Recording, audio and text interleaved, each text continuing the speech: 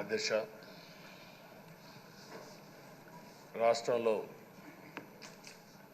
రాష్ట్రంలోనే కాదు తెలుగు రాష్ట్రాల్లో అత్యంత సీనియర్ శాసనసభ్యులు మీరు ఒకరు. బీసీ నేతగా గుర్తింపు ఉన్న మిమ్మల్ని నేడు శాసనసభ అధ్యక్ష పదవిలో చూడడం చాలా సంతోషంగా ఉంది అధ్యక్ష. అంతవరకు మిమ్మల్ని సభలో ఇక్కడ చూసాం, ఈరోజు అధ్యక్ష స్థానంలో చూస్తున్నాం.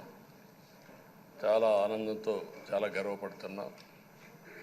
అందరి ఆమోదంతో 16వ శాసనసభకు స్పీకర్గా ఏకగ్రీవంగా ఎన్నికైన మీకు నా హృదయపూర్వక అభినందనలు, శుభాకాంక్షలు. ఈరోజు ఇక్కడ చాలామంది కొత్త శాసనసభ్యులు వచ్చారు. ఒకసారి అయ్యన్న పాత్రుడు గారి జీవితాన్ని కూడా ఆలోచించుకోవాల్సిన, మీరందరూ తెలుసుకోవాల్సిన అవసరం ఉంది. మనందరి మాదిరిగానే ఆయన కూడా ఒక హంబుల్ కుటుంబంలో 1957 సెప్టెంబర్ 4వ తారీఖున ఉత్తరాంధ్రలో నర్సీపట్నంలో జన్మించారు. తల్లిదండ్రులు చింతకాయల వరహాల దొర చెల్లాయమ్మ గారు.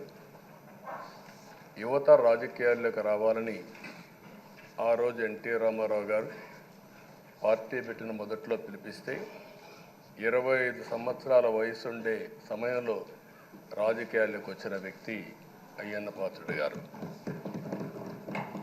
అక్కడి నుంచి 7 సార్లు ఎమ్మెల్యే అయ్యారు, ఒకసారి ఎంపీ అయ్యారు. ఎమ్మెల్యేగా, ఎంపీగా, మంత్రిగా తెలుగు రాష్ట్రాల్లో తనకంటూ ఒక ప్రత్యేకమైన ముద్ర వేయగలిగారు. ఏ పదవి ఇచ్చినా ఆ పదవికి వన్నె తీసుకొచ్చిన వ్యక్తి అయ్యన్న పాత్రుడు గారు. వారి కుటుంబం కూడా మనం ఆలోచిస్తే కొంతమంది ఫస్ట్ జనరేషన్లో రాజకీయాల్లోకి వస్తారు. అయ్యన్న పాత్రుడు గారిని చూస్తే 6 దశాబ్దాలు రాజకీయ చరిత్ర కలిగిన కుటుంబం.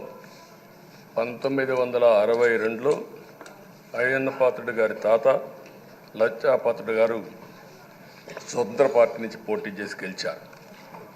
స్వాతంత్ర సమరయోధుడు గౌత లచ్చన్న సమకాలికుడిగా పనిచేశారు. అదే వారసత్వాన్ని కొనసాగిస్తూ అయ్యన్న పాత్రుడు గారు ఇప్పటివరకు పనిచేస్తున్నారు.